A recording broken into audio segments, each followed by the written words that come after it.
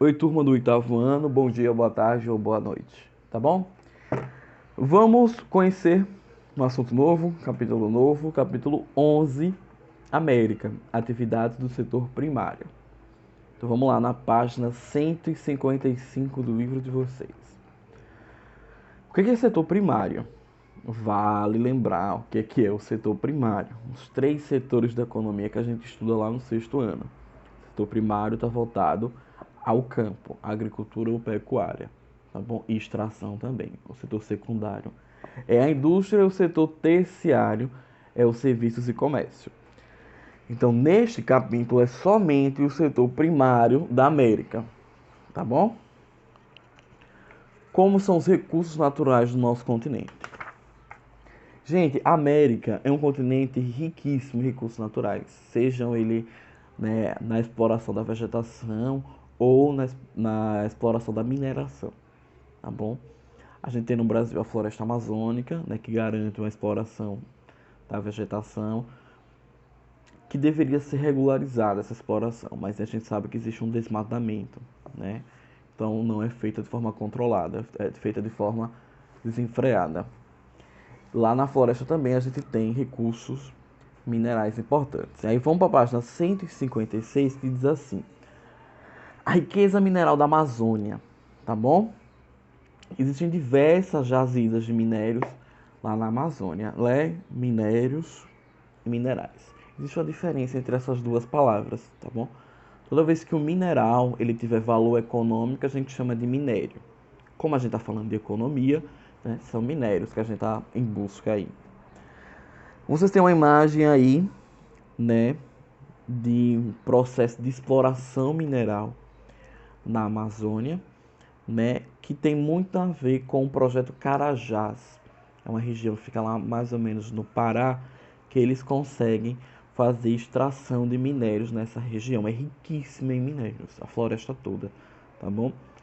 E aí tem uma consequência negativa, que é o impacto ambiental e, consequentemente, o desmatamento, né, quando se faz a exploração também vegetal daquela região. O desmatamento é simplesmente aquela derrubada desenfreada de árvores, né? Que nesse ano 2020 está de uma forma extremamente descontrolada, porque o foco, né, da mídia, dos políticos, dos governantes de modo geral, é a Covid-19. Então as questões do impacto ambiental foram completamente abandonadas, tá bom? O desmatamento na Amazônia está extremamente descontrolado. Então a situação na Amazônia tá bem complicada, né? A gente perde campos e campos de futebol assim, em questão de piscar de olhos, tá bom? Isso é o desmatamento, né? O que a gente tira muito da questão da floresta ali é a celulose, né? Que a gente utiliza para fabricação de papel. Com relação aos recursos minerais, como eu já destaquei a vocês, vale destacar aí o projeto Carajás, que ele produz ferro. E é isso que eu estou falando, que existe um projeto Carajás, grande exploração mineral, grande exploração de ferro na região da Amazônia, né? E há também a exploração da madeira. A gente precisa de mão de obra para se trabalhar, tá bom? A região norte do Brasil, ela foi a última a ser povoada, a ser explorada, porque até então, né, quando o Brasil ainda era colônia, eles não tinham ideia de que a região norte, que a floresta amazônica, tinha essa diversidade, né, tinha essa possibilidade de se extrair riquezas. Então isso vai começar depois do Tratado de Madrid ali, quando o Brasil já consegue, o Portugal já consegue controlar toda a área do Brasil, né? E aí foi a última e hoje ainda é pouco povoada, mas existe uma migração para o norte, né? Motivada justamente por esses projetos, impacto, o projeto Carajás e a exploração geral assim, na Amazônia que tem ali. Então, se a gente falar de Brasil, de América do Sul, do modo geral, o foco da exploração, né, mineral e vegetal está no norte, está na Amazônia. Existe uma diversidade de minérios ali. O Brasil também trabalha com exploração de carvão mineral na região sul do Brasil e gás natural na faixa litorânea, inclusive em Sergipe. Então, observe na página 157, tá bom? A América toda existe uma grande diversidade de recursos minerais. Você tem as legendas aí, né? Bauxita, carvão, chumbo, zinco, cobre, estanho, ferro, gás natural, manganês, ouro, petróleo, prata, fosfato, urânio e níquel. Observem a costa brasileira, a legenda de petróleo. Inclusive, é um recurso que tem no nosso estado, né? E aí é um combustível fóssil que demora muito a sua reposição na natureza, mas Sergipe, ele se destaca na produção de petróleo, principalmente aí nos municípios de Laranjeiras e Carmópolis, petróleo ou seus derivados, tá bom? Mas o foco do Brasil é mais a região do Sudeste, principalmente o estado do Rio de Janeiro, tá bom? E é no Sudeste ali que foi descoberto o pré-sal, né? Que é um petróleo abaixo da camada de sal no oceano, tá bom? E aí no mapa de vocês tem uma linha azul mais intensa circulando, né? Tanto a América do Norte, a Central e a do Sul, que aí tem assim, principais zonas pesqueiras. Também nessas regiões é que a gente pode encontrar petróleo, como foi encontrado o pré-sal, tá bom? Então, ó, observa também lá em cima, os Estados Unidos, América do Norte, né? A diversidade de minérios que tem na América do Norte, tá? Olha, a gente consegue encontrar um petróleo. O petróleo dos Estados Unidos, ele é uma qualidade um pouco inferior à nossa, tá bom? O melhor petróleo estaria na Venezuela, que é aqui na América do Sul, estaria lá no Oriente Médio, tá bom? Mas eles também conseguem se virar com esse petróleo. E aí eles têm, ó, muito petróleo, vamos ver aqui na legenda, né? Muito ouro aí, muito cobre, né? Algumas reservas aí de fosfato e por aí vai. Então, toda a América, principalmente a América do Norte e do Sul, ela tem essa possibilidade de recurso mineral. Aí a América do Norte fica mais, a América Central, perdão, fica mais discreta aí nessas questões, né? O Sul e o Norte acabam se destacando bem mais do que a América Central. Ainda nessa imagem amarela que tem o mapa, a gente consegue ver a questão da produção, né? E aí os Estados Unidos comanda, os Estados Unidos e o Canadá, né? A América Anglo-Saxônica comanda. Logo depois vem a China, aí vem alguns membros da antiga União Soviética, que hoje formam a Comunidade dos Estados Independentes, Rússia e seus amigos aí. Depois a Europa Ocidental, Japão, Oceania e lá embaixo, discretamente, a América Latina, tá bom? E o consumo maior também é dos Estados Unidos. Então, os Estados Unidos é um país que é voltado para a indústria, para o serviço, para o turismo. Então eles têm, né, um país de primeiro mundo, como a gente dizia antigamente, um país central, país da América Anglo-Saxônica. Mas aí as questões físicas, naturais, acabam também ajudando eles, tá bom? Eles têm o próprio recurso, eles têm a matéria-prima no próprio país. Isso facilita a questão industrial muito mais. Poderia facilitar para a gente, mas aí foi além do processo de colonização que a gente passou, de extrema exploração, depois vem um processo de corrupção e de má gestão que acaba não ajudando a gente, tá bom?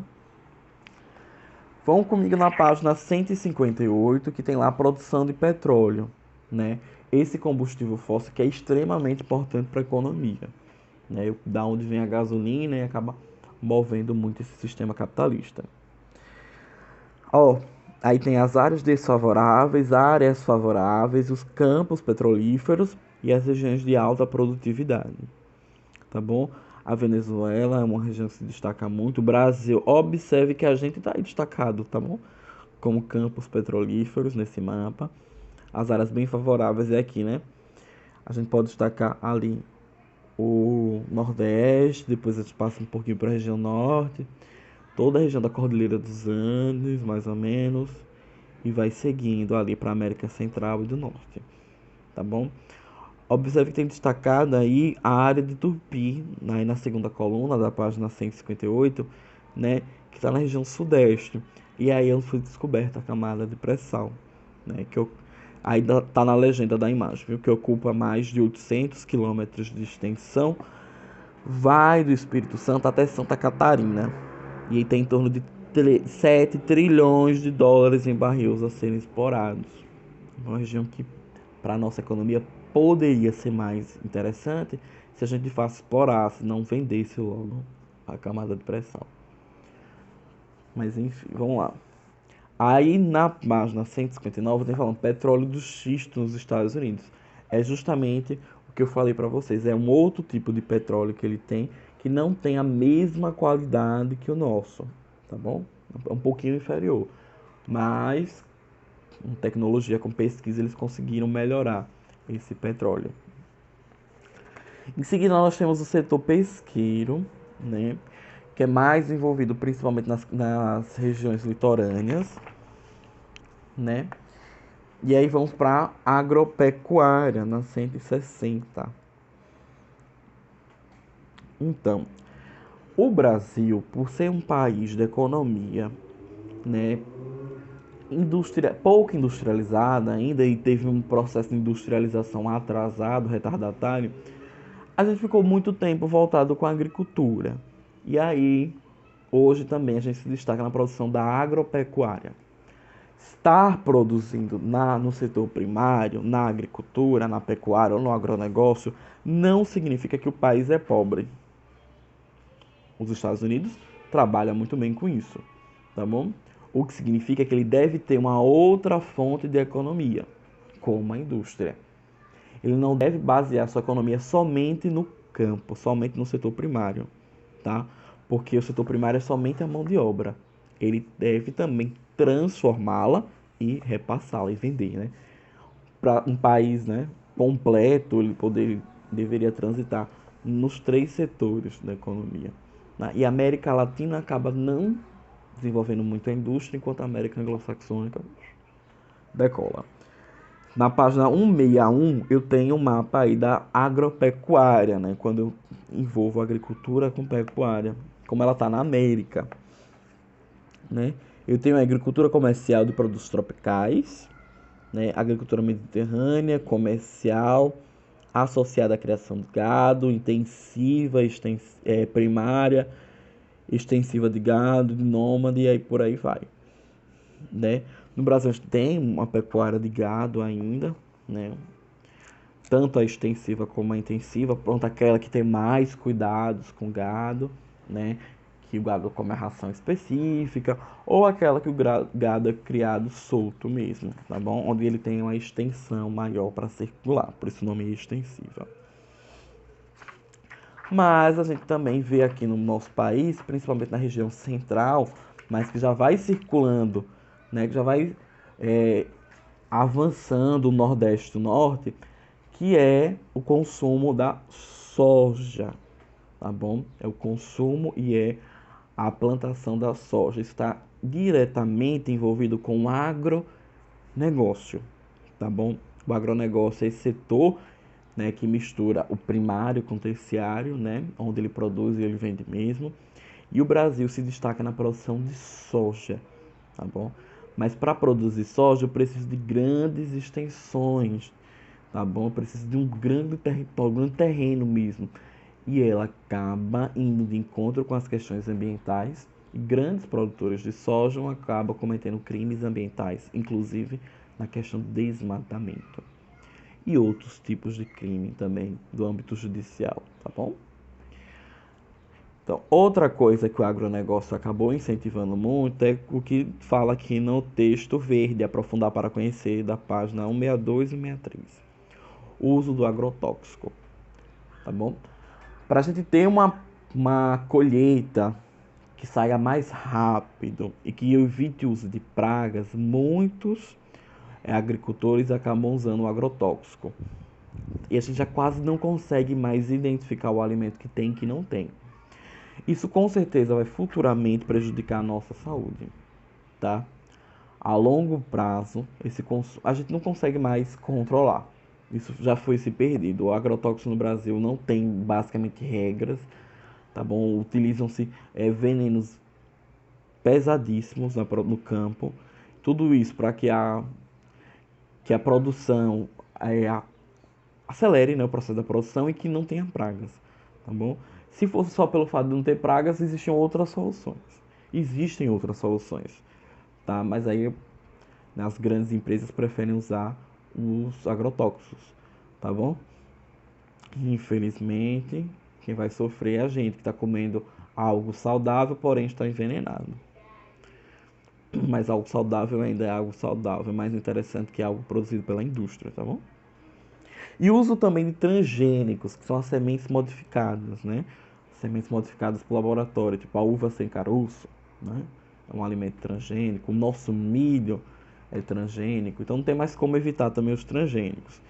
Eles têm uma certa alteração na sua genética, né? E aí nascem até de forma diferenciada, como a uva sem caroço.